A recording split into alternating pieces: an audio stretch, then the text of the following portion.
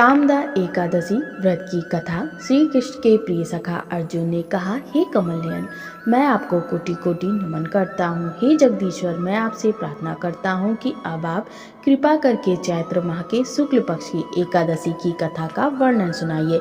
इस एकादशी का क्या नाम है, इस व्रत को करने से किस फल की प्राप्ति होती है और इस व्रत को किसने किया था। श्री कृष्ण ने कहा, हे अर्जुन, एक बार यही प्रश्न राजा दिलीप ने गुरु वशिष्ठ से किया था। वह वृत्तांत मैं तुम्हें सुनाता हूँ। राजा दिलीप ने गुरु वशिष्ठ से पूछा, हे गुरुदेव, चैत्र माह के शुक्ल पक्षी एकादशी का क्या नाम है, उसमें किस देवता का पूजन होता है तथा इसका क्या विधान है, कृपा करके बताइए।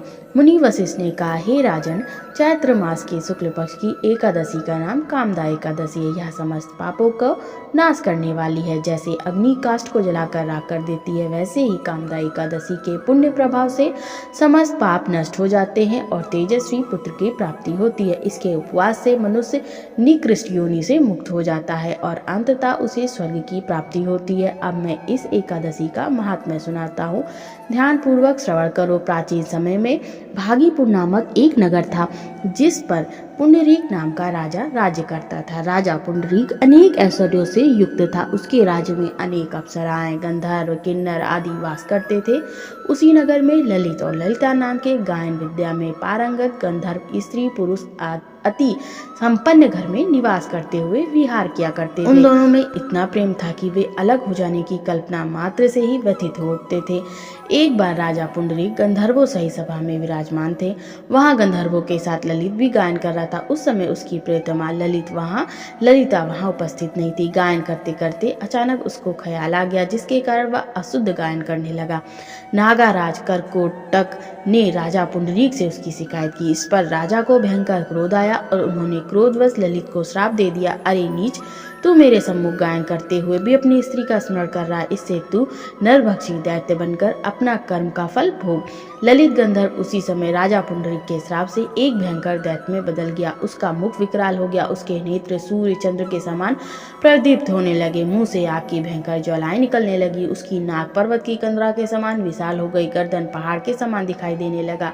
उसकी भुजाएं 2-2 योजन लंबी हो गई। इस प्रकार उसका शरीर 8 योजन का हो गया। इस तरह राक्षस बन जाने पर वह अनेक दुख भोगने लगा। अपने प्रियतम ललित को ऐसा हाल होने पर ललिता अतः दुख से व्यतीत हो उठी।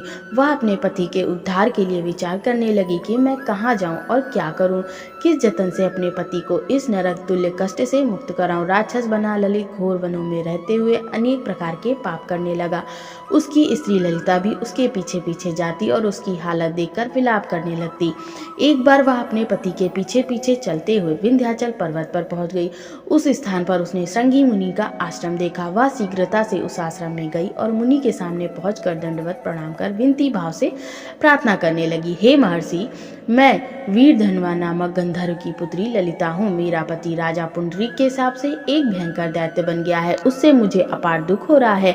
अपने पति के कष्ट के कारण मैं बहुत दुखी हूँ। हे मुनि श्रेष्ठ, कृपा करके आप उसे राक्षस योनि से मुक्ति का कोई उत्तम उपाय बताइए। समस्त वृतांत सुनकर मुनि श्रृंगी ने कहा, हे पुत्री, चैत्र माह के शुक्ल पक्ष की एकादशी का नाम कामदा एकादशी है। उसके व्रत करने से प्राणी के सभी मनोरथ शीघ्र पूर्ण हो जाते। यदि तुम उसके व्रत के पुण्य को अपने पति को दोगी तो वह सहज ही राक्षस योनि से मुक्त हो जाएगा और राजा का श्राप शांत हो जाएगा। ऋषि के कहे अनुसार ललिता ने श्रद्धा पूर्वक व्रत किया और द्वादशी के दिन ब्राह्मणों के समक्ष अपने व्रत का फल अपने पति को दे दिया और ईश्वर से प्रार्थना करने लगी, हे प्रभु, मैंने जो यह उपवास किया है उसका फल मेरे पतिदेव को मिले, जिससे उनकी राक्षस योनि से शीघ्र ही मुक्ति मिल जाए। एकादशी का फल देते ही उसका पति राक्षस योनि से मुक्त हो गया और अपने दिव्य स्वरूप को प्राप्त हुआ। वह अनेक सुंदर वस्त्रों तथा आभूषणों से अलंकृत होकर पहले की भांति ललिता के साथ विहार करने लगा। कामदा एकादशी के प्रभाव से वह पहले की भांति सुंदर हो गया और मृत्यु के बाद दोनों पुष्पक विमान पर बैठकर विष्णु लोक को चले गए। हे अर्जुन, इस उपवास को विधान पूर्वक करने से सभी पाप नष्ट हो जाते हैं। इस व्रत के पुण्य से मनुष्य ब्रह्म हत्यादि के पाप और राक्षस आदि योनि से मुक्त हो जाते हैं। संसार में इससे उत्तम दूसरा कोई व्रत नहीं। इसकी कथा व महात्म्य के श्रवण व पठन से अनंत फलों की प्राप्ति होती है। जय श्री कृष्ण।